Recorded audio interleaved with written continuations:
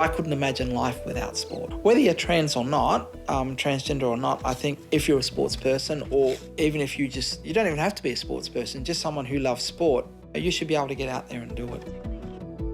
For me, it's a big part of my life, and I think till the day I die it will be. When people talk to me about being an icon, a pioneer and all of these things, it's kind of odd to me because back in those days I didn't think there would be anyone following me, and my main concern was that people were thinking I was a cheat of some kind.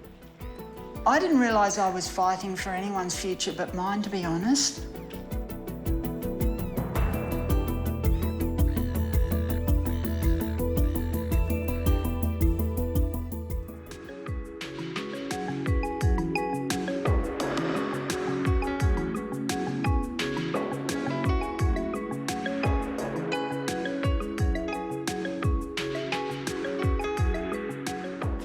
It was very hard for me as a kid to pursue being my true self.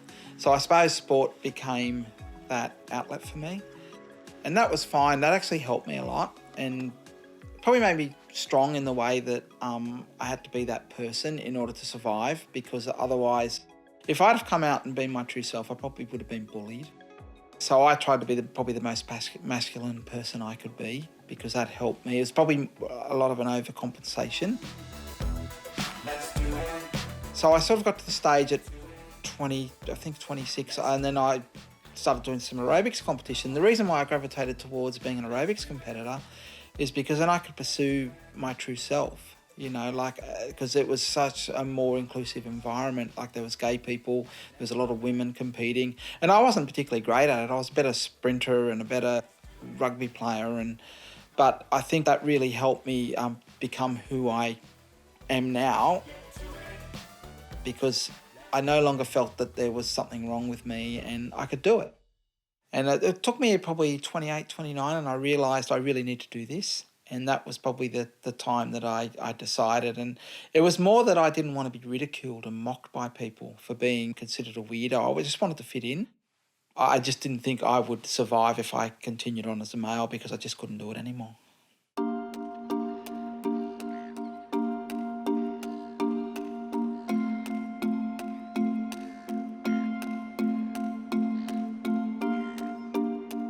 I didn't really get into sport until a little bit after I transitioned, actually. So in the early 1980s, I discovered the gym, and that was weight training in those days, and this was a very new and big thing that was going on in that time.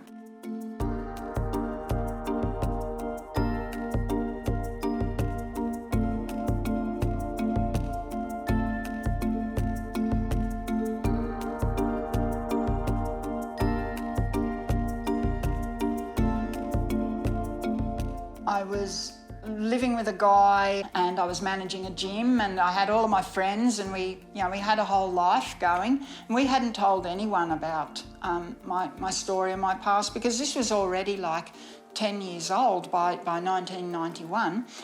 And I'd really moved beyond that, and it wasn't a thing in my life. And now and again I guess I would think, well, would there be a problem if someone found out about my past while I was racing? And I thought, oh, maybe some people might think it wasn't good.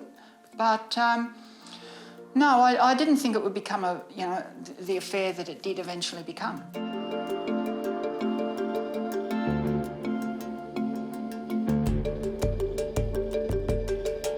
Ricki continues to run competitively, but she remains a burning issue in Australian sport. Here she is now, Ricki Coughlan.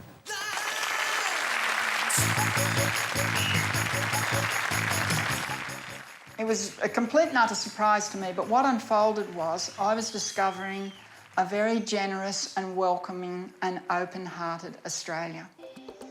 I thought I was going to experience, oppression and shaming and marginalising and othering, and it was completely the opposite. I just discovered this wonderful, generous Australia who was going to give me the benefit of the doubt, and also say that people come in all kinds, and that Everyone deserves to be who they are and live their life and explore their full potentials in life.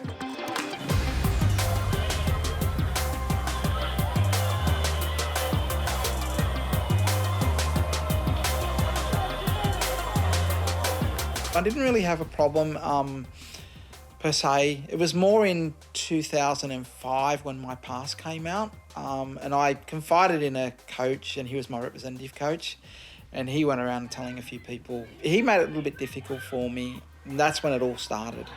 So I was, in that 2005 was sort of my annus horribilis. I was beaten up by 7 teammates, club mates, and I wasn't very well received in the Sydney rep team at the time. That year was really tough. I really felt my humanity had been taken away. I just didn't have any rights and I didn't have a voice. No matter what I said, I was a pretty bad person in these people's eyes. And I felt like they were annoyed because I didn't reveal that I was trans at the start. So then it even became worse. But I was also told by my coach not to reveal that I was trans because I wouldn't make any rep teams. So it's sort of like a catch-22 situation.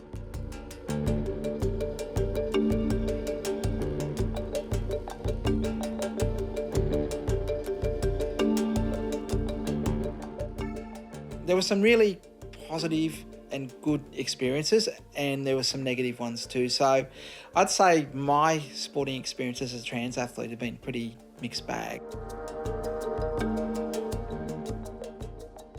I think there's still a long way to go, especially at the elite level. I think a lot of people are like, oh, well, you know, trans people can play community sport. And I think a lot of people don't know what a trans person goes through. That's where the misinformation is. So I think if we can get the education out there, like you get the trans exclusionary radical feminists saying we're male-bodied. Well, we're not male-bodied because we've been through a hormone therapy, and some people opt not to have surgery. For me, I had it. But, you know, and that changes your body and changes, you know, that you are female. So I think we need to have that education out there to make it better for people. I feel that this whole debate has become very poisonous, and it's become full of assumption, and it's become full of parties defending rights and arguing their rights above the other. And I think that it's creating a little bit of a cultural rift that shouldn't be there. I hope that the future for transgender women in sport is one where we're able to find that proper balance of fairness and inclusion, and that everybody can find a place to play in sport.